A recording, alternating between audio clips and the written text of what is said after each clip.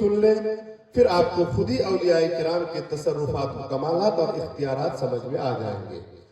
اللہ تعالیٰ ارشاد فرماتا ہے ان الذین آمنوا وعملوا الصالحات سیجعل لهم الرحمن ودا، بے شک وہ لوگ جنہوں نے ایمان لانے کے بعد اچھے اعمال کیے، اللہ ان کی محبت اپنی مخلوق کے دل میں ڈال دیتے ہیں۔ جو لوگ ایمان لانے کے بعد اچھے اعمال کرتے ہیں ان کی محبت اللہ اپنی مخلوق کے دل میں ڈال دیتا ہے۔ آپ سے میں پوچھنا چاہتا ہوں، یہ غالباً 819واں عرس سراپا قدس خواجہ غریب نواز کا منایا جاتا ہے۔ 819واں عرس، یعنی 8 صدیاں بیت گئی، 800 سال گزر گئے۔ اگر ہم میں سے کسی کو، آپ میں سے کسی جوان سے اگر ہم یہ سوال کریں کہ آپ اپنے پردادا کا نام بتائیں تو نہیں معلوم کہ پردادا کون تھے، بلکہ اگر دادا پہلے انتقال کر گئے ہیں، پوتا بہت چھوٹا تھا یا اس کی ولادت بعد میں ہوئی ہے، تو بہت سے جوانوں کو اپنے دادا کا نام بھی نہیں معلوم۔ مگر واہ رے حضرت خواجہ غریب نواز، تیری شان و عظمت کو لاکھوں سلام۔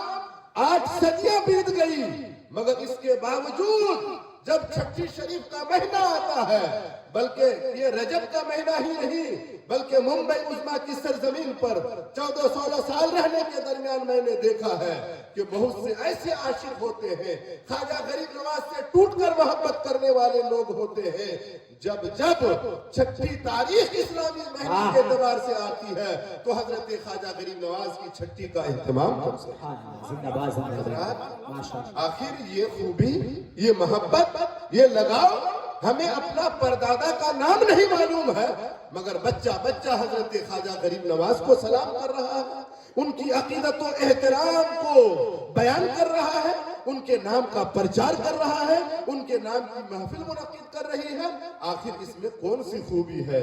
اگر آپ نے قرآن کی اس آیت میں جو میں نے پڑھ کر ترجمہ کیا تھا غور کر لیا ہوتا تو آپ کو یہ فلسفہ سمجھ میں آ گیا ہوتا۔ اللہ فرماتا ہے کہ جو لوگ ایمان لانے کے بعد نیک عمل کرتے ہیں، میں ایسوں کی محبت اپنی مخلوق کے دل میں ڈال دیتا ہوں، اور ایسوں سے اللہ کی ہر قسم کی مخلوق محبت کرنے لگتی ہے۔ وہ صرف انسان نہیں، اشرف المخلوقات انسان نہیں، بلکہ جنگل کے درندے، فضا میں منڈلانے والے پرندے، بلوں میں رہنے والی چوٹیاں، سمندر میں زندگی گزارنے والی مچھلیاں بھی ایسے لوگوں سے محبت کرنے لگتی ہیں۔ عزیزان ملت، یہ قرآن پاک کی آیت، اس آیت کی تفسیر سنیے۔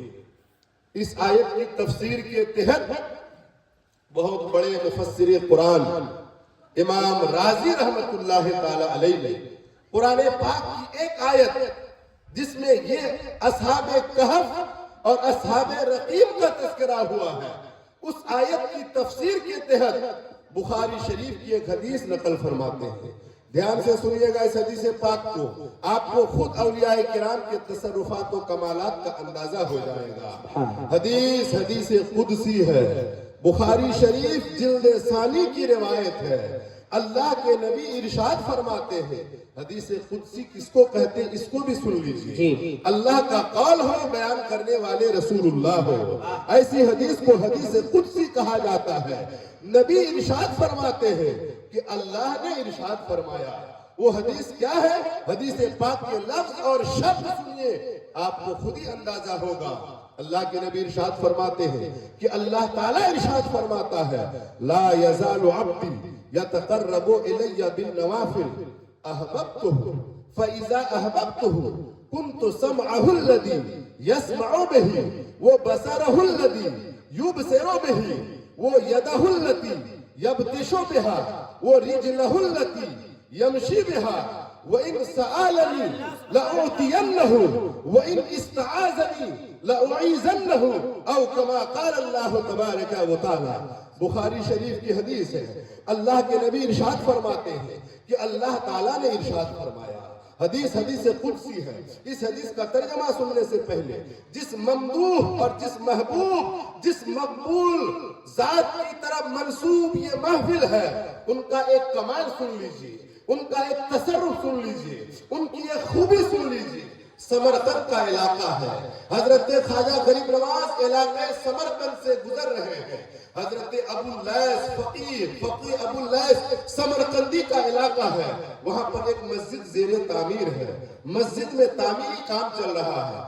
आपके यहाँ जब मस्जिद तामीर होती है तो मस्जिद में मिंबर और मेहराब बिठाने के लिए, मस्जिद के रुख को समते किबला बराबर दुरुस्त करने के लिए आज मैप का जमाना है, आज इंटरनेट और गूगल का जमाना है।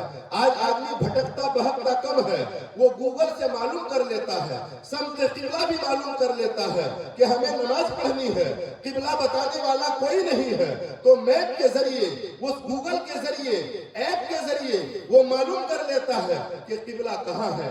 मगर आज से 800 साल पहले हजरत ख्वाजा गरीब नवाज समरकंद के इलाके से गुजर रहे हैं। फकीह अबुल लैस समरकंदी का इलाका है, मस्जिद ज़ेरे तामीर है। लोगों में इख्तिलाफ हुआ, कहा समत किबला इस तरफ नहीं इस तरफ है। अब वहां पर मिंबर भी बैठाना है, मेहराब भी कायम करना है। एक शख्स अड़ जाता है, कहा आप लोग गलत रुख कायम कर रहे हैं।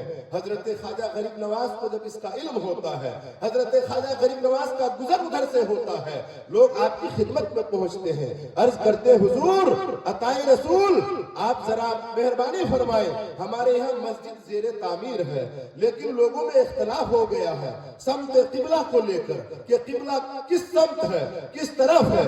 लोग इनकार कर रहे हैं, इख्तिलाफ कर रहे हैं, कशीदगी बढ़ गई है। हजरत ख्वाजा गरीब नवाज मस्जिद के करीब पहुंचते हैं और जाने के बाद अपनी निगाह विलायत को उठाते हैं और समत किबला को मुतय्यन फरमाते हैं और इरशाद फरमाते हैं इस तरफ किबला है, तुम लोग मस्जिद इस तरीके से कायम कर लो, मिंबर और मेहराब को इस तरह से जागुजी करके बसा लो। हजरत ख्वाजा गरीब नवाज के तसर्रुफ और कमाल का इनकार करने वाला एक मुनकिर खड़ा होता है, कहता है आप तो बहुत दूर हैं, हम भी बहुत दूर हैं, आपने कैसे फैसला कर लिया? यहाँ कोई चीज बताने के लिए नहीं है, कोई रहनुमाई करने के लिए नहीं है, कोई आला और सबब नहीं है, कोई जरिया और वास्ता नहीं है जिसके जरिए से आपने फैसला किया। हजरत ख्वाजा गरीब नवाज ने उस मुनकिर को अपने करीब किया और कहा मैं उंगली का इशारा करता हूँ, जिस तरफ मैं इशारा करता हूँ जरा नजर खोल कर देखो, देखो तुम्हें सामने क्या नजर आ रहा है। हजरत ख्वाजा गरीब नवाज ने उस मुनकिर को करीब करके समरकंद की सरजमीन से जब दिखाया था तो हजरत ख्वाजा गरीब नवाज के मुनकिर को खाने काबा का जलवा नजर आ गया। हजरत ख्वाजा गरीब नवाज ने जिंदाबाद जिंदाबाद, नारे तकबीर, नारे रिसालत, फैज़ाने ख्वाजा गरीब नवाज। सुभान अल्लाह सुभान अल्लाह। हजरत अब इस वाक़िया को कुछ लोग ठट्ठा में लेते हैं, कुछ लोग तमस्खुर बनाते हैं, कुछ लोग मजाक का जरिया बनाते हैं, कुछ लोग तफरीह और हंसी का जरिया बनाते हैं कि देखो ये मिट्टी का ढेर है।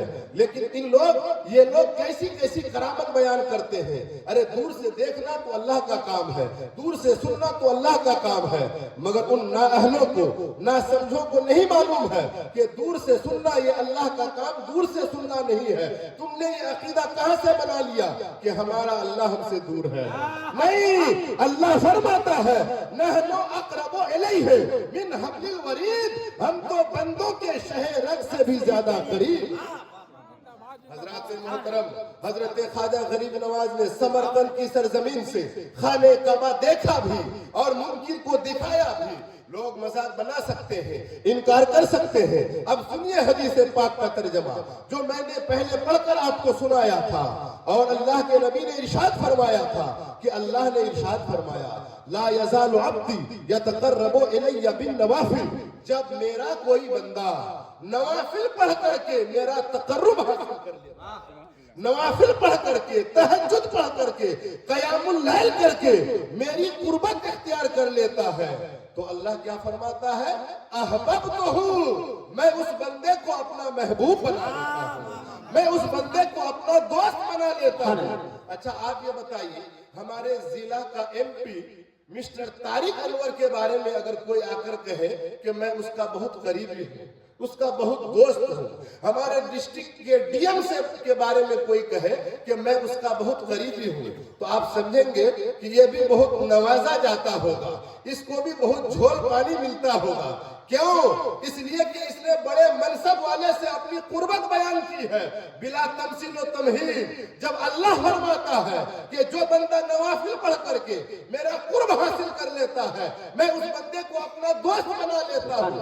اللہ فرماتا ہے میں دوست بنا لیتا ہوں، اللہ کہتا ہے میں اس کو محبوب بنا لیتا ہوں۔ جو اللہ جس کے بارے میں فرمائے کہ میں اس کو اپنا محبوب بنا لیتا ہوں، اللہ اس کو کتنا بڑا انعام عطا فرماتا ہے، اس پر کتنا احسان فرماتا ہے۔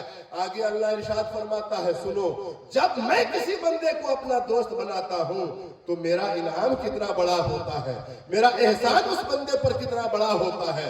اللہ فرماتا ہے كنت سمعه الذي يسمع به، ارے میں اس بندے کا کان بن جاتا ہوں جس سے وہ سنتا ہے، میں اس بندے کا کان بن جاتا ہوں جس سے وہ سنتا ہے۔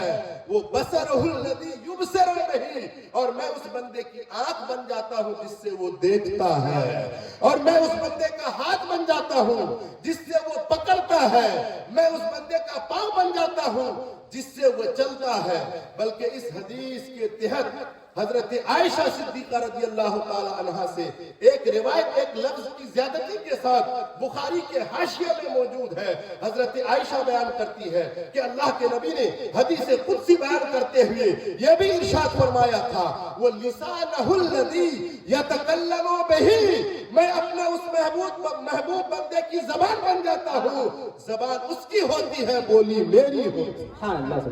اور سنیے آگے اللہ فرماتا ہے وَإِنْ سَأَلَنِي لَأُعْطِيَنَّهُ، اگر وہ میرا وہ بندہ مجھ سے کسی چیز کے بارے میں سوال کرتا ہے، کوئی چیز مجھ سے مانگتا ہے، لَأُعْطِيَنَّهُ، تو میں اس بندے کو ضرور عطا کرتا ہوں۔ اللہ فرماتا ہے میں اس بندے کو ضرور عطا کرتا ہوں۔ وَإِنْ اسْتَعَاذَنِي فَأُعِيذَنَّهُ، اور اگر وہ بندہ میری پناہ میں آنا چاہتا ہے تو میں اس کو اپنی پناہ عطا کرتا ہوں۔ سبحان اللہ سبحان اللہ۔ حضرات یہ حدیث بخاری شریف جلد ثانی حدیث قدسی موجود ہے۔ لیکن کے بارے میں ہے بھئی ایمان لانے کے بعد اچھے اعمال کرنے والے، اس سے پتہ ہی چلتا ہے کہ اللہ تبارک و تعالیٰ نے اپنے بندوں کو تصرف کمال اور اختیار عطا فرمایا ہے۔ بے شمار احادیث ہیں، چنانچہ اسی بخاری میں ایک حدیث ہے اللہ کے نبی ارشاد فرماتے ہیں اذا احب اللہ عبدا، جب اللہ تعالیٰ کسی بندے سے محبت کرتا ہے فنادا جبرائیل، تو جبریل امین کو ندا دیتا ہے، بلاتا ہے۔ جبریل امین اللہ کی بارگاہ میں حاضر ہوتے ہیں، اللہ ارشاد فرماتا اِنَّا فُلَانًا أُحِبُّهُ، یہ میرا فلاں بندہ ہے جس سے میں محبت کرتا ہوں، فَأَحِبُّهُ، لہذا اے جبرائیل تم بھی اس سے محبت کرو۔ حضرت جبریل امین اس بندے سے محبت کرنے لگتے ہیں، پھر آسمانی دنیا میں پہنچتے ہیں اور جانے کے بعد فرشتوں کی موجودگی میں جبریل امین اللہ کا پیغام سناتے ہیں۔ بخاری شریف کی حدیث ہے یہ کہ اللہ تبارک و تعالیٰ نے ارشاد فرمایا اِنَّا فُلَانًا يُحِبُّهُ اللَّهُ وَأُحِبُّهُ، یہ اللہ کا فلاں بندہ ہے جس سے اللہ بھی محبت کرتا ہے اور میں بھی اس بندے سے محبت کرتا ہوں، فَأَحِبُّوهُ، لہذا اے آسمان کے فرشتوں تم سب اس بندے سے محبت کرو، تم سب اس بندے سے محبت کرو۔ آسمان کے فرشتے اس بندے سے محبت کرتے ہیں۔ اب حدیث پاک کا آخری جملہ سنیے، اللہ کے نبی ارشاد فرماتے ہیں ثم یوزع له القبول فی الارض، پھر اس بندے کی مقبولیت اور محبوبیت کو روئے زمین پر عام کر دی جاتی ہے۔ وہ انسان اللہ کی ہر قسم کی مخلوق کی نظر میں محبوب اور مقبول ہو جاتا ہے، اور ایسے انسان سے اشرف المخلوقات انسان بھی محبت کرتے ہیں، درندے پرندے چرندے بھی محبت کرتے ہیں۔ چنانچہ سلسلے چشت کے عظیم بزرگ حضرت خواجہ غریب نواز رضی اللہ تعالیٰ عنہ کے دادا مرشدوں میں ان کا شمار ہے، جن کا نام عبد الواحد بن زید ہے۔ وہ بیان کرتے ہیں کہ ایک مرتبہ انہوں نے اللہ کی بارگاہ میں یہ عرض کیا پروردگار، جنت میں جو میرا ہم نشین ہوگا، جنت میں جو میرا رفیق اور میرا قریبی ہوگا، میں اس کو دنیا میں دیکھنا چاہتا ہوں، میں اس کو دنیا میں دیکھنا چاہتا ہوں۔ تو اللہ تبارک و تعالیٰ کی طرف سے یعنی غیب سے ندا آئی کہ اے عبد الواحد تم فلاں پہاڑ کے دامن میں چلے جاؤ۔ حضرت عبد الواحد بن زید اس آبادی تک پہنچتے ہیں اور جانے کے بعد پوچھتے ہیں یہاں میمونہ نام کی کوئی خاتون ہے؟ کہا وہ تو کالی کلوٹی بکریاں چراتی ہے۔ کہا کہ وہ کس علاقے میں رہتی ہے؟ جب اشارہ ہوتا ہے وہاں پہنچتے ہیں، تفصیلی گفتگو ہوتی ہے، وقت میں اتنی گنجائش نہیں۔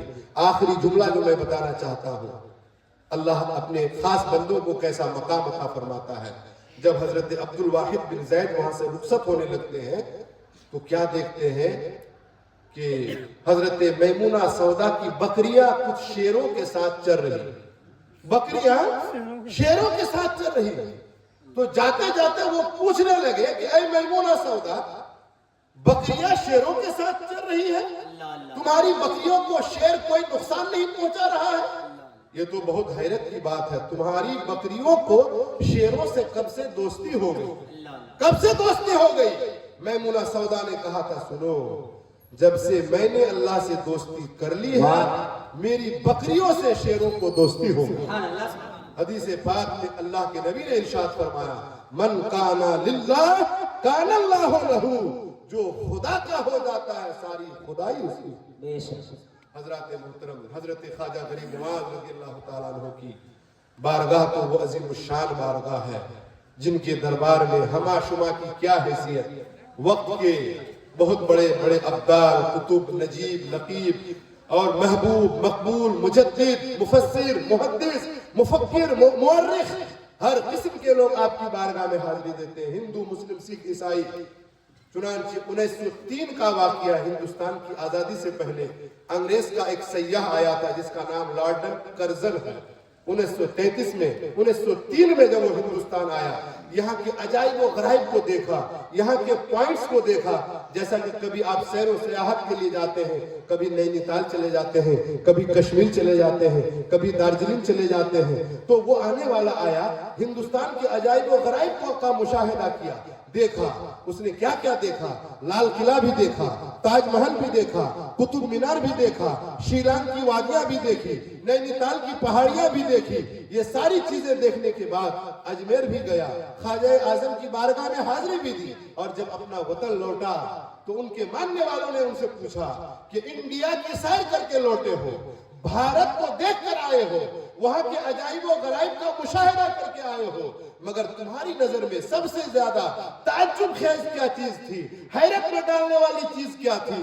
تو اس لارڈن کرزن نے کہا تھا سنو، میں لال قلعہ بھی دیکھا، تاج محل بھی دیکھا، قطب مینار بھی دیکھا، شیلانگ کی وادیاں بھی دیکھی، دارجلنگ کی پہاڑیاں بھی دیکھی، مگر یاد رکھو ان چیزوں کو دیکھ کر مجھے اتنی حیرت نہیں ہوئی جتنی حیرت کے میں اجمیر گیا، میں نے کیا دیکھا کہ وہاں ایک قبر ہے، ایک تربت ہے، ایک مزار ہے، ایک روضہ ہے، جو قبر، جو صاحب مزار اپنی قبر سے پورے ہندوستان پر حکومت کر رہا ہے، ان کی حکومت لوگوں کے دلوں پر قائم ہے۔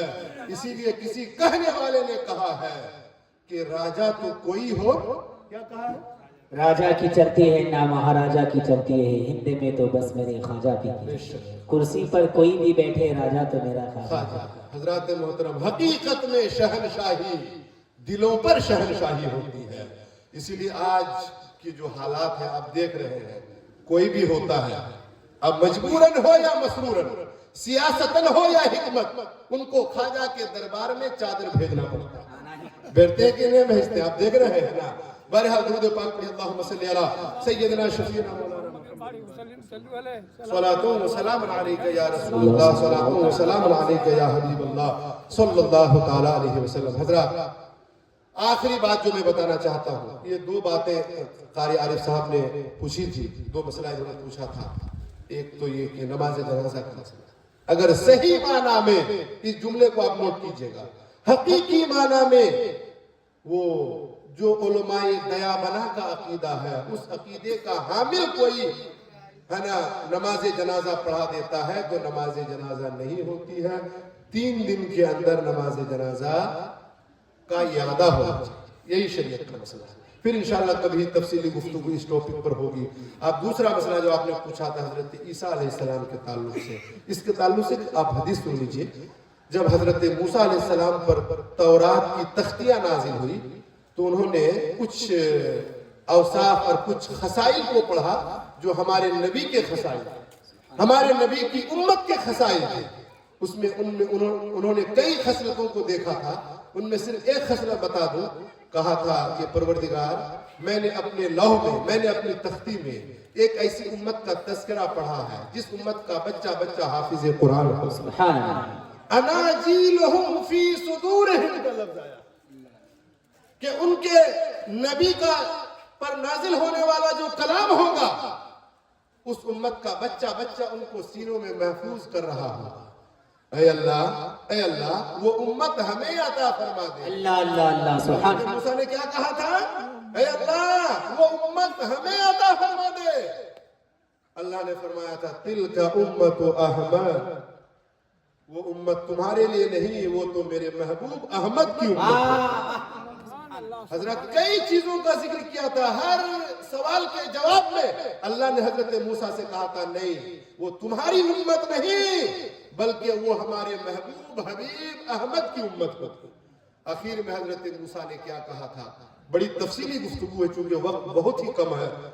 آخر میں حضرت موسیٰ نے کہا تھا اے پروردگار اگر وہ امت تو ہمیں نہ بنائے، وہ امت ہمیں نہ دے تو میری خواہش یہ ہے کہ تو مجھے اس نبی کا امتی بنا، اس نبی کا امتی بنا دے۔ اب سوال کا جواب آپ کو مل گیا ہو کہ حضرت عیسیٰ علیہ السلام جو تشریف لائیں گے بحیثیت شریعت جدیدہ وہ تشریف نہیں لائیں گے بلکہ اللہ کے نبی صلی اللہ علیہ وسلم جو ہمارے آخری پیغمبر ہیں، ظاہر سی بات ہے انہی کی شریعت کی حمایت اور تائید میں تشریف لائیں گے۔ اسی لیے ہمارے نبی کے ختم نبوت میں حضرت عیسیٰ کے آنے کی وجہ سے کوئی فرق نہیں پڑتا۔ ہمارے نبی تاجدار ختم نبوت ہے، خاتم النبیین والمرسلین۔ حضرات آخری بات میں بتانا چاہتا ہوں، بعد وصال اہل اللہ کے مزارات پہ جا کر ان سے استغاثہ کرنا، ان کو وسیلہ بنا کر دعا کرنا۔ اصل میں ہوتا کیا ہے بتایا، کچھ کم فہم قسم کے لوگ غیر اللہ سے مانگنے کو شرک بتاتے ہیں کہ اگر مانگ لیا تو شرک ہو۔ میں اپنے گانجا گلی کی بات آپ کو بتا رہا ہوں، وہاں پر بھی کچھ چپاڑے قسم کے دو چار ایسے ہیں جو بھی وہاں عالم اہل سنت و جماعت کے آئے ان کے پیچھے وہ نماز پڑھنا پسند نہیں کرتے۔ کیا بولتے ہیں کہ یہ لوگ مزار کے قائل ہیں، بولیے مزار کے قائل ہیں، اس لیے ان کے پیچھے نماز نہیں ہوگی، اس لیے کہ یہ مشرک ہے۔ یہ ان ہے نا جاہل قسم کے لوگوں کی بات نہیں ہے نا، ان بیچاروں کو کیا پتا کہ شرک کیا ہے۔ وہ کچھ کلپ ایسی سن لیتے ہیں جو گمراہ کن کلپ ہوتی ہے، ان کو سننے کے بعد ان کا دماغ خراب ہو جاتا ہے اور وہ یہ سمجھتے ہیں کہ یہ شرک ہے۔ شرک کہتے کس کو ہے؟ شرک اللہ کی ذات و صفت میں کسی کو برابر ٹھہرانے کا نام شرک ہے۔ اگر مان لیجئے ابھی کئی دن پہلے ایک صاحب سے ہماری وہی بات ہوئی، کہا چلیے زندگی میں ہم مانتے تھے ان سے کہ وہ دے سکتے تھے مگر مرنے کے بعد وہ تو اپنا کفن بھی ہٹا نہیں سکتے، وہ اپنی پریشانی دور نہیں کر سکتے تو ان سے کیسے مانگ سکتے؟ میں نے ان سے کہا چلو ٹھیک ہے، تمہارے زعم فاسد کے مطابق اگر وہ دے نہیں سکتے ہیں تو یہ شرک کیسے ہو سکتا ہے؟ ارے بھائی شرک کیسے ہو سکتا ہے؟ چلو تم اتنا مان لو کہ وہ دے نہیں سکتے ہیں، ہمارا مانگنا بیکار ہو گیا۔ یہ ایسے ہی میں نے ان کو مثال سے سمجھانے کی کوشش کی کہ آپ نے ایک ایسے آدمی سے 10 روپیہ مانگ لیا جن کی جیب خالی تھی، تو کیا کہے گا بھائی ہمارے پاس نہیں ہے ابھی، بعد میں آنا یا ہم نہیں دے سکتے، اتنا ہی نا۔ تو اگر بعد مثال ہم نے کسی سے مان لیا، کہتے ہو کہ زندگی میں مانگ سکتے ہیں، تو بعد مثال اگر مانگ نے لیا تو تمہارے گمان کے مطابق چلو دے نہیں سکتے ہیں، ٹھیک ہے تمہارے گمان کے مطابق دے نہیں سکتے ہیں، مگر ہمارا گمان، ہمارا نظریہ یہ ہے کہ وہ زندگی میں جتنا دیتے تھے وہ بعد مثال اس سے زیادہ ادا کرتے ہیں، اس سے زیادہ ادا کرتے ہیں۔ کیوں؟ سنیے قرآن پاک کی ایک آیت کی تفسیر کے تحت ملا علی قاری رحمت اللہ تعالی علیہ جو 10ویں صدی ہجری کے مجدد ہیں، وہ بیان کرتے ہیں اللہ کے نیک بندوں کے تعلق سے، وہ کہتے ہیں اولیاء اللہ تعالی لا یموتون جو اللہ کے نیک بندے اور ان کے دوست ہوتے ہیں وہ حقیقت میں مرتے نہیں ہیں، پھر کیا کرتے ہیں؟ بل ینتقلون من مکان الی مکان، بلکہ وہ اپنی جگہ بدلتے ہیں، ایک جگہ سے دوسری جگہ وہ منتقل ہوتے ہیں۔ اسی لیے آپ کیا کہتے ہیں؟ فلاں کا وصال ہو گیا، فلاں کا انتقال ہو گیا۔ حضرات محترم، تو میرے کہنے کا مطلب یہ ہے کہ ان لوگوں کو آپ بھی ذرا ڈیپ میں اگر اس بات کو سمجھ سکتے ہیں، گہرائی اور گہرائی میں اتر کر سمجھ سکتے ہیں کہ اس کو شرک کیسے کہیں گے۔ کسی انسان سے اگر آپ نے مانگ لیا، زندگی میں مانگ سکتے ہیں، تو بعد وصال اگر آپ نے مانگ لیا تو چلیے وہ دے نہیں سکتے آپ کے گمان فاسد کے مطابق، مگر کم سے کم یہ شرک تو ہرگز نہیں ہو سکتا ہے، یہ شرک ہرگز نہیں ہو سکتا ہے۔ اس کے باوجود اچھا جب شرک ہوگا ان کے گمان کے مطابق تو غیر اللہ سے مانگنا شرک ہوگا، غیر اللہ کی قبر پہ جانا شرک ہوگا۔ اس میں نبی کی قبر میں جائے یا ولی کی قبر میں جائے یا خواجہ غریب نواز کی قبر میں جائے یا غوث پاک کی قبر میں جائے، چونکہ قبر میں جا کر مانگنا اگر تمہارے گمان کے مطابق شرک ہو تو نبی کی قبر میں جا کر مانگنا یہ بھی شرک ہوگا، ولی کی قبر میں جا کر مانگنا یہ بھی شرک ہوگا۔ حالانکہ اجلہ صحابہ سے، تابعین سے، بیہقی کی، مصنف ابن شیبہ کی اور تفسیر کی متعدد معتبر کتابوں سے یہ ثابت ہے کہ بعض صحابہ، بعض تابعین اللہ کے رسول کے وصال کے بعد آپ کے روضے انور پر جا کر آپ نے، ان لوگوں نے آپ کی بارگاہ میں دستے سوال کو دراز کیا ہے اور میرے آقا گنبد خضرا میں رہ کر ان کی حاجت روائی کی۔ چنانچہ مسند دارمی کی روایت ہے، حضرت عمر بن خطاب کا دور خلافت ہے، حضرت عمر بن خطاب کے دور خلافت میں ایک مرتبہ قحط سالی آئی، لوگ دانے دانے کو ترس رہے تھے، ہر طرف خشک سالی کا ماحول تھا، تو ایک عربی پہنچا اور جانے کے بعد اللہ کے رسول کی بارگاہ میں حاضر ہو کر گنبد خضرا کی سنہری جالیوں کے سامنے، اس وقت ان چیزوں کا تصور نہیں تھا، حضور کے روضے انور کے پاس کھڑے ہو کر جا کر انہوں نے جو الفاظ کہے تھے، کیا کہا تھا؟ پہلے سلام پیش کیا تھا اور سلام پیش کرنے کے بعد کہا تھا یا رسول اللہ استسقِ لأمتک، یہ حدیث پاک کے لفظ ہے، مسند دارمی اور دیگر کتب حدیث کے اندر یہ روایت موجود ہے۔ یا رسول اللہ آپ کی امت کو سیراب کیجئے، آپ کی امت کو سیراب کیجئے، پانی کے لیے پریشان حال ہے۔ یہ دعا کر کے وہ واپس ہو گئے۔ جب وہ رات میں سوئے تو اللہ کے نبی خواب میں تشریف لائے، اور پھر اللہ کے نبی خواب میں تشریف لانے کے بعد اس فریادی سے کہا کہ عمر کو میرا سلام کہنا، عمر کو میرا سلام کہنا، اور ان سے کہنا کہ دانائی اور عقل مندی سے کام لے۔ اور پھر اس دعا کی برکت سے حقیقت میں مدینے میں بارش ہوئی۔ حضرت عائشہ رضی اللہ تعالیٰ عنہ کی خدمت میں بھی کچھ لوگ پہنچے اور جانے کے بعد کہا ام المومنین آپ دیکھ رہے ہیں امت پریشان ہے، لوگ بارش کے لیے ترس رہے ہیں۔ حضرت عائشہ صدیقہ رضی اللہ تعالیٰ عنہ نے کیا جواب دیا تھا کہ حضور کے روضے پر جاؤ اور جانے کے بعد آپ کی قبر پر جو چھت نما بنا ہوا ہے اس کو کھولو، اور حضور کی قبر اور آسمان کے درمیان ایک سوراخ ہونا چاہیے، ایک روشن دان کی طرح جگہ خالی ہونی چاہیے۔ حقیقت میں جب اس پر عمل ہوا تو اتنی زوردار بارش ہوئی، ہر طرف کی کھیتیاں لہلہا اٹھی، سبزہ زار علاقہ بن گیا، اسی لیے جانوروں کو اتنی خوراک مل گئی۔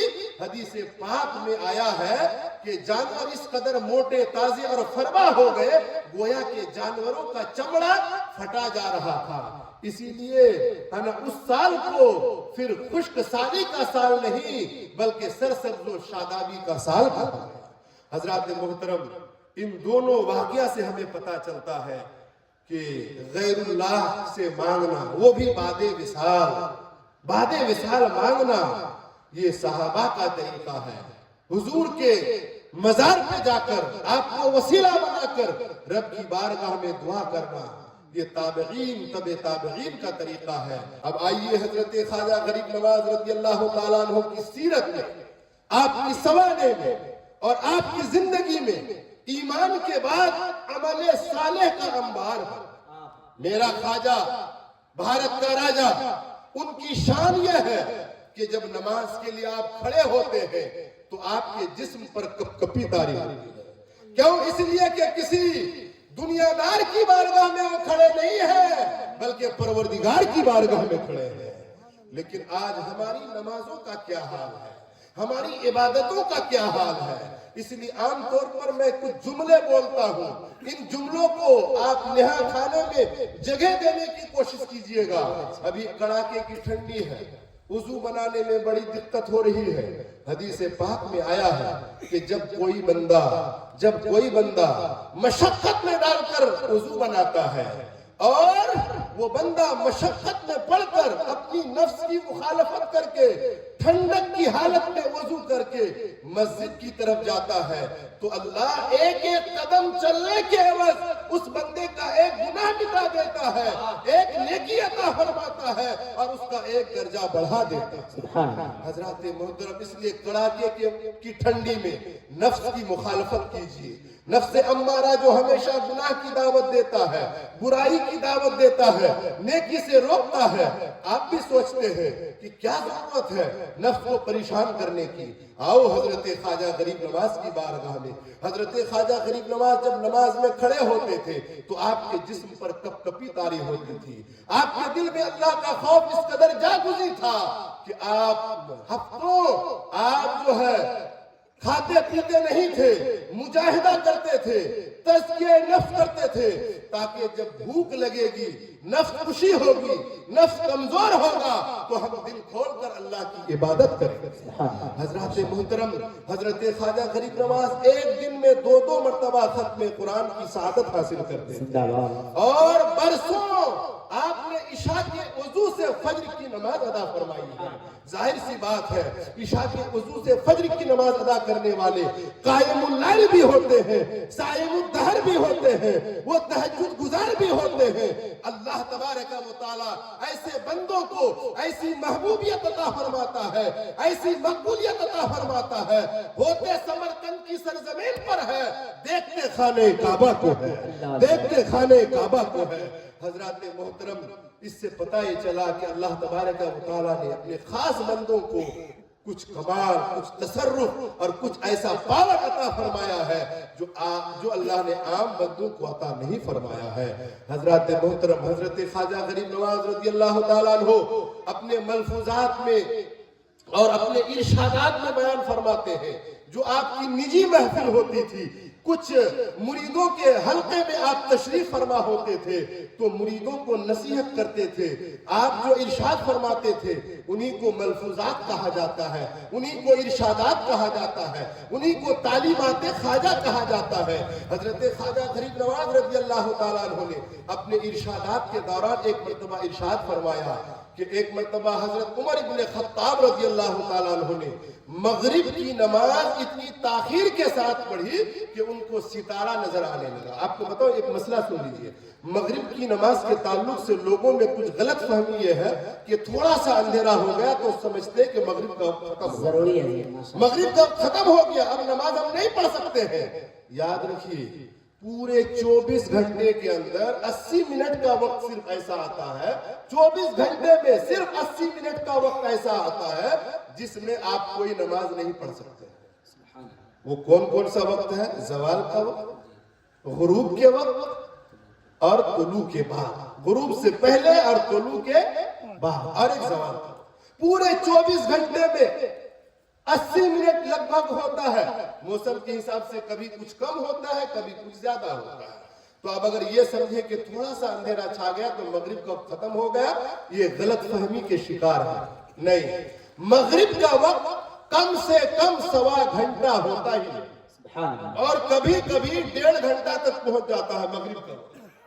مگر یاد رکھیے مسئلہ کہ مغرب کی نماز کو اول وقت میں پڑھنا یہ سنت ہے اور بہت اہم ہے اور بہت موقت ہے۔ اسی لیے فجر میں آدھا گھنٹہ کا گیپ ہوتا ہے کہ نہیں ہوتا ہے اذان کے بعد، عصر میں 15 منٹ 20 منٹ کہیں 25 منٹ کا گیپ ہوتا ہے، کہیں جو ہے عشاء میں آدھا گھنٹہ کا گیپ ہوتا ہے۔ اسی طریقے سے ظہر میں گیپ ہوتا ہے, جمعہ میں گیپ ہوتا ہے, مگر مغرب میں آپ نے کہیں پر گیپنگ دیکھی ہے؟ نہیں دیکھی ہے. کیوں؟ اس لیے کہ شریعت میں مغرب کی نماز کو اول وقت میں پڑھ لینا یہ مؤکد طریقے سے شریعت کا حکم ہے, مگر وقت کم سے کم 1.25 گھنٹہ ہوتا ہی ہے. اگر کوئی انسان کسی کام میں لگ کر رہ گیا اور اس 1.25 گھنٹے سے پہلے وہ پڑھ لیا تو اس کی نماز مغرب ادا ہو گئی.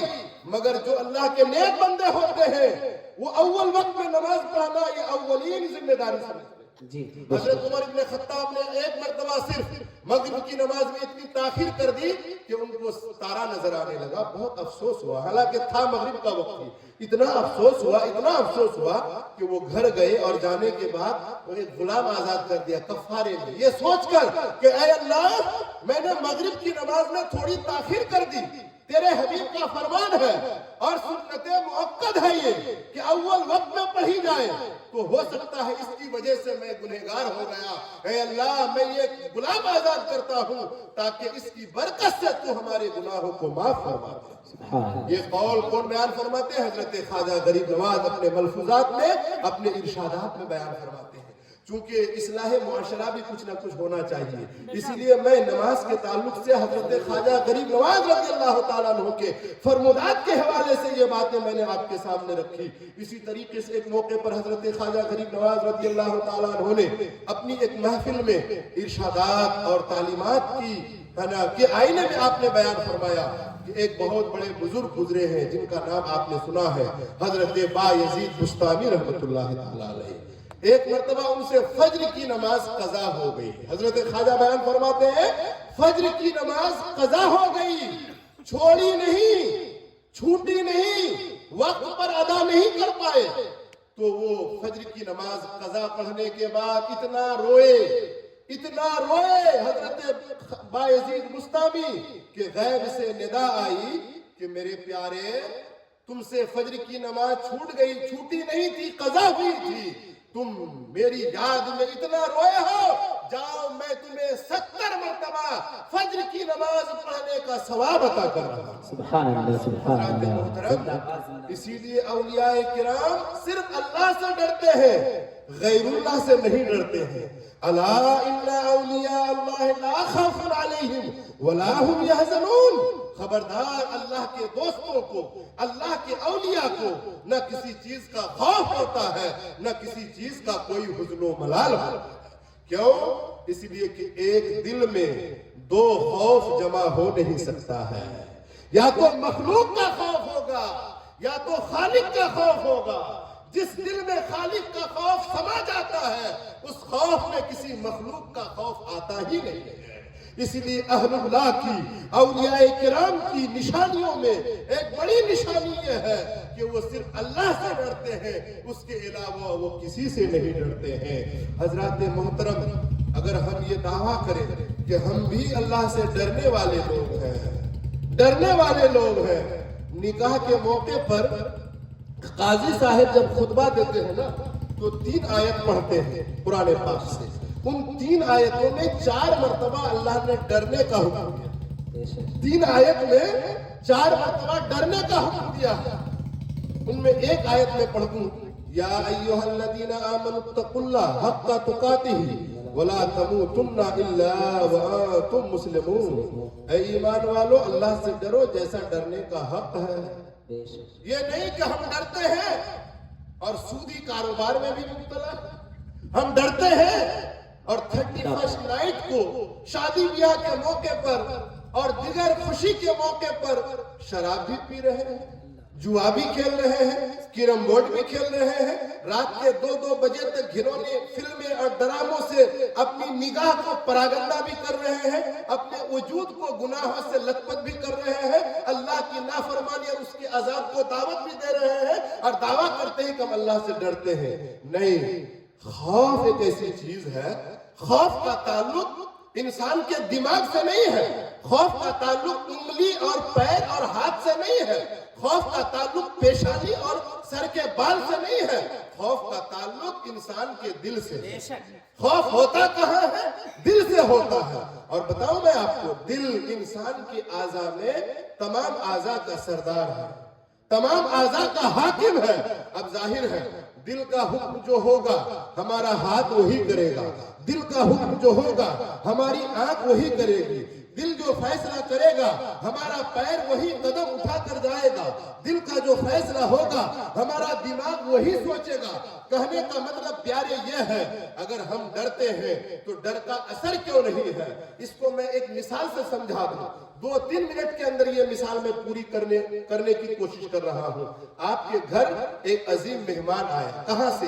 दिल्ली से आया, मुंबई या बेंगलोर से आया, वो भी लोकल डब्बे में सफर करके, ट्रेन का सफर करके 3 दिन तक धक्के खाकर आपके घर पहुंचा। रात के 10 बजे पहुंचा, थका मांदा था, जिस्म चूर था, उसका वजूद बिल्कुल बोझल हो चुका था, आंखें सोने को तैयार थी, न खाना अच्छा न पीना अच्छा। ऐसे आलम में आपने कहा कि आप 3 दिन से किस हालत में आए हैं, आपके लिए हमने पुरतकल्लुफ खाने का एहतमाम किया है, चंद लुक़्मे खा लीजिए फिर आराम कीजिए। कहा नहीं, हमको सोने दो। बहुत जब आपने इसरार किया, चंद लुक़्मे उसने खाया और खाने के बाद आप अपने एक कमरे में ले गए। और ये मौसम देखिए कैसी मीठी मीठी नींद आती है, और इस मीठी नींद में हम ख्वाब गफलत में रहकर हमारी फज्र भी जा रही है, हमारी ईशा भी छूट रही है, हम इसकी परवाह नहीं करते हैं। आपने उस मेहमान से कहा, उस कमरे में ले जाने के बाद आपने नरम बिस्तर उनके लिए लगा दिया, गद्दा बिछा दिया, कालीन बिछा दी, शानदार चादर बिछा दिया, तकिया रख दिया और कहा आराम से यहाँ सो जाइए। अब वो बस इंतजार ही कर रहा था कि आप वहां से जाएं कि बस वो सोए, मगर जाते जाते आपने उनसे एक जुमला कह दिया कि आप सोइए ठीक है, मगर ये जो कमरा है इसमें एक देखिए दीवार है, इस दीवार में एक छोटा सा सुराख है, कभी कभी इस दीवार के इस सुराख से सांप आ जाता है। क्या कहा आपने कि इस सुराख से कभी कभी सांप आ जाता है। आप बताइए उस मेहमान को अब नींद आएगी? नहीं आएगी। पूरा वजूद बोझल हो चुका था, दिल तो फैसला कर रहा था कि आंखें सो जाए, मगर सांप के आने के शुभा ने यकीन नहीं। आपने ये नहीं कहा कि रोजाना सांप आता है, हर घंटे सांप आता है, नहीं, कभी कभी सांप आ जाता है। तो फिर कभी कभी सांप के आने के शुभा की वजह से उनके दिल पर सांप का खौफ इस कदर मुसल्लत हो गया, अब नींद उड़ गई, दिल तो परेशान है मगर आंखें सो नहीं रही है। क्यों? इसलिए कि दिल हाकिम है, दिल पर खौफ का असर होता है, दिल पर डर का असर होता है। हाकिम जो फैसला करेगा, दिल जो फैसला करेगा, आंख वही करेगी, दिल जो फैसला करेगा, कान वही करेगा, दिल जो फैसला करेगा, जबान वही बोलेगी। हजरात मोहतरम, दिल उसका वजूद बोझल हो चुका है, आंखें सोने को तैयार थी, मगर अब जब दिल नहीं सो रहा है, अब आपके घर में वो सो नहीं रहा है, बल्कि आपके घर की रखवाली करने में लगा है। आप तो कमरा बंद करके चले गए थे, मगर वो करवट बदल रहा था, बेचैनी और कर्ब और इज़्तिराब की हालत में कभी ये करवट कभी वो करवट, बस वो उस सुराख को झांक रहा था, कहीं सांप आ ना जाए, कहीं हमें डस ना ले, कहीं हमको गजन और तकलीफ ना पहुंचा दे। इसी आलम में उसने सुबह कर दी, उसको पल भर के लिए भी नींद नहीं आई। उसको कहने का मतलब प्यारे ये है, बिला तमसील व तमहीद, इंसान के दिल में खौफ हो और चेहरे पर नुमाया ना हो, ऐसा हो नहीं सकता है। इंसान शर्मिंदा हो और उसकी निदामत का असर उसके चेहरे पर ना हो, ऐसा हो नहीं सकता है। इंसान के जिस्म में दिल में बुरूदत हो और कपकपी उसके चेहरे और उसके आज़ाए जवारे से नुमाया ना हो, ऐसा हो नहीं सकता है। तो अगर वो इंसान सांप के आने के शुबा की वजह से सो नहीं रहा है, इसका मतलब यह है कि दिल में खौफ पैदा हो गया है। तो अब जाहिर सी बात है, अगर हम दावा करें कि हम अल्लाह से डर रहे हैं मगर फजर के वक्त सो रहे हैं, हम दावा कर रहे हैं कि अल्लाह से डर रहे हैं, ईशा हमारी छूट रही है, असर के वक्त हम खेल कूद में गुजार रहे हैं, और हम बहाना क्या करते हैं, एक बेनमाजी भी हीला तलाश कर लेता है, बहाना तलाश कर लेता है। वो क्या कहता है, कैसे नमाज पढ़े, वक्त ही नहीं मिलता, परेशानी ही खत्म नहीं होती। वो क्या कहता है कि जोहर में खुदा का कहर, असर में खसर पसर, मगरिब में थे नहीं, ईशा में सो गए, फजर में उठे नहीं, तो हम कब पढ़ेंगे नमाज। حضرات محترم حضرت خواجہ غریب نواز کی تعلیمات میں یہ نہیں ہے، بلکہ حقیقت میں آپ جو نیاز کرتے ہیں حضرت خواجہ غریب نواز کو خراج عقیدت پیش کرنے کے لیے، آپ کی نیاز اس وقت کارگر ہوگی جب آپ نیاز کے ساتھ نماز کی بھی پابندی کریں، آپ اپنے سجدوں سے مسجدوں کو آباد کریں۔ یہی بزرگان دین کی تعلیم ہے، یہی بزرگان دین کا پیغام ہے۔ درود پاک پڑھی، اللہم صلی علی سیدنا شفیعنا مولانا محمد بارک وسلم، صلاۃ و سلام علیک یا رسول اللہ، صلاۃ و سلام علیک یا حبیب اللہ صلی اللہ تعالی علیہ وسلم۔ حضرات محترم، قرآن پاک کی آیت سے اور اس حدیث قدسی سے آپ کو اندازہ ہو گیا ہوگا کہ اللہ تبارک و تعالیٰ نے اپنے دوستوں کو، اپنے محبوب بندوں کو وہ تصرف اور وہ کمال، وہ اختیار اور وہ خوبی عطا فرمایا ہے کہ وہ جو کہتا ہے اللہ ان کی دعا کو سن لیتا ہے، اس کی دعا کو قبول فرما لیتا ہے۔ اگر وہ بندہ اللہ کی بارگاہ میں ہمارے لیے دست دعا کو بلند کرے، ہماری حاجت روائی کے لیے اللہ کی بارگاہ میں دعا کرے، تو اللہ تبارک و تعالی ہم گنہگاروں کی دعا کو قبول کرے نہ کرے، مگر اپنے محبوب بندوں کی دعاؤں کو ضرور قبول۔ پاک کی ایک آیت انہوں نے پڑھی، وہ آیت کیا ہے سنیے گا، وَلَوْ أَنَّهُمْ إِذْ ظَلَمُوا أَنفُسَهُمْ جَاءُوا فَاسْتَغْفَرُوا اللَّهَ وَاسْتَغْفَرَ لَهُمُ الرَّسُولُ لَوَجَدُوا اللَّهَ تَوَّابًا رَحِيمًا۔ جو لوگ گناہوں کے ذریعے اپنی جانوں پر ظلم کر لے، وہ گھبرائے نہیں، وہ گنہگار لوگ یا رسول اللہ آپ کی بارگاہ میں آئے، وہ لوگ آپ کی بارگاہ میں آئے آپ کی بارگاہ میں اور معافی مانگے اللہ سے، استغفار کرے اللہ سے، فاستغفر اللہ، وہ آپ کی بارگاہ میں آنے کے بعد اللہ سے معافی مانگے، واستغفر لهم الرسول، اور رسول پھر ان کے لیے مغفرت کی دعا کرے، یعنی حضور کے دربار میں پہنچ کر، حضور کی خدمت میں پہنچ کر اللہ کی بارگاہ میں معافی مانگے، حضور بھی ان کے لیے شفاعت کر دے، ان کے حق میں استغفار کر دے، تو قرآن کہہ رہا ہے لَوَجَدُوا اللَّهَ تَوَّابًا رَحِيمًا، ایسے گنہگار اللہ کو بہت زیادہ توبہ قبول کرنے والا اور رحم کرنے والا پاتا ہے۔ حضرات محترم، یہ آیت اس دیہاتی نے پڑھی اور پڑھنے کے بعد کہا کہ قرآن میں اگر یہ آیت نہ ہوتی تو میں یہاں حاضر نہیں ہوتا۔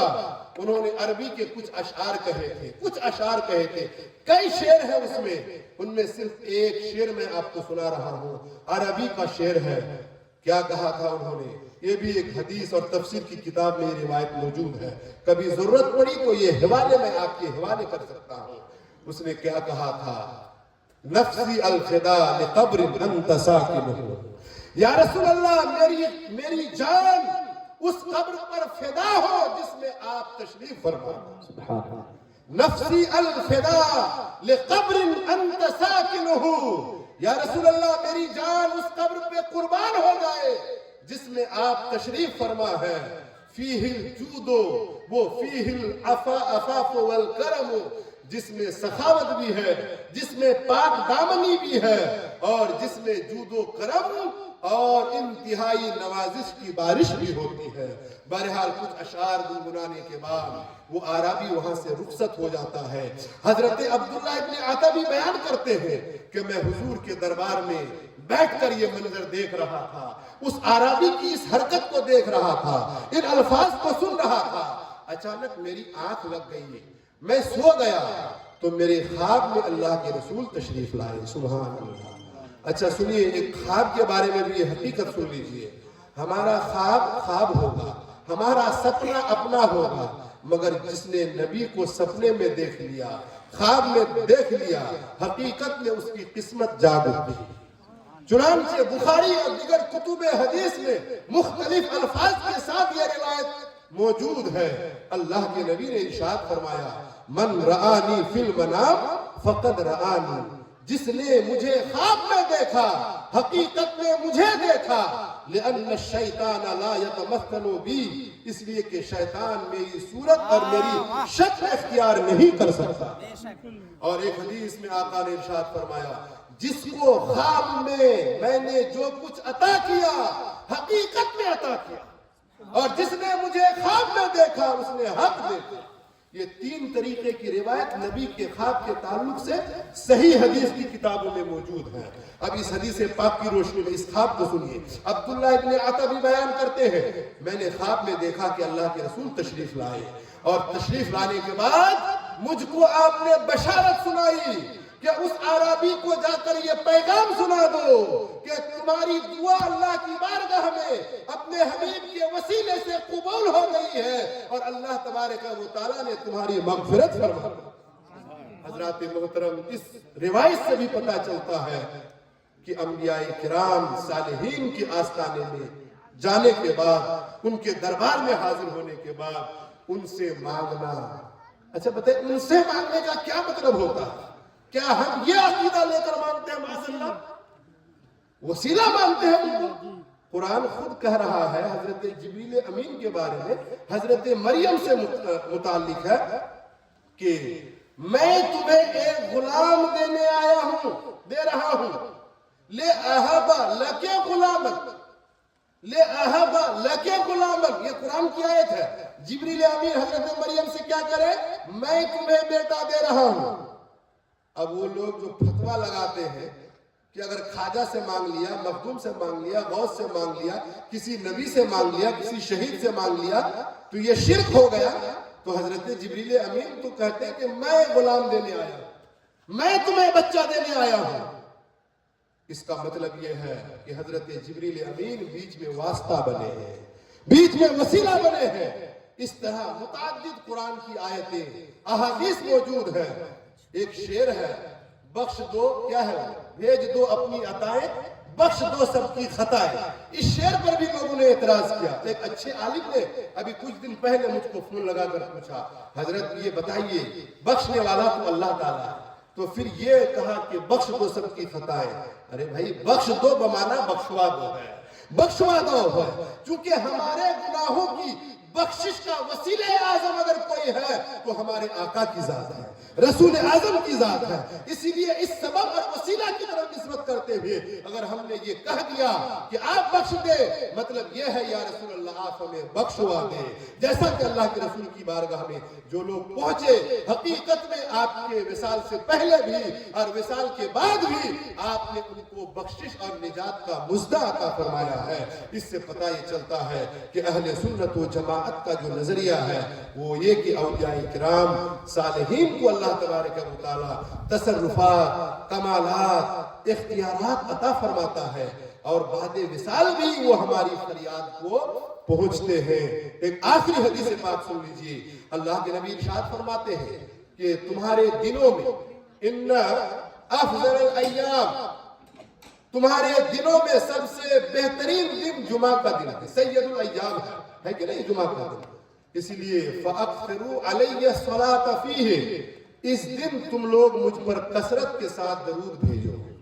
یہ ابو داؤد کی حدیث ہے۔ کیوں کثرت کے ساتھ درود بھیجو؟ نبی ارشاد فرماتے ہیں فَإِنَّهَا مَعْرُوزَةٌ عَلَيَّ، اس لیے کہ وہ درود میرے پاس پیش کیا جاتا ہے، میرے پاس پیش کیا جاتا ہے۔ صحابہ عرض کرنے لگے یا رسول اللہ کیفا، بعد وصال کیفا، وصال کے بعد آپ کے پاس بھیجا جائے گا، آپ کے مزار پر بھیجا جائے گا جبکہ آپ بوسیدہ مٹی بن گئے ہو؟ یہ سوال انہوں نے کیا تو اللہ کے نبی نے فرمایا نہیں، ان اللہ حرم علی الارض ان تاکل اجساد الانبیاء۔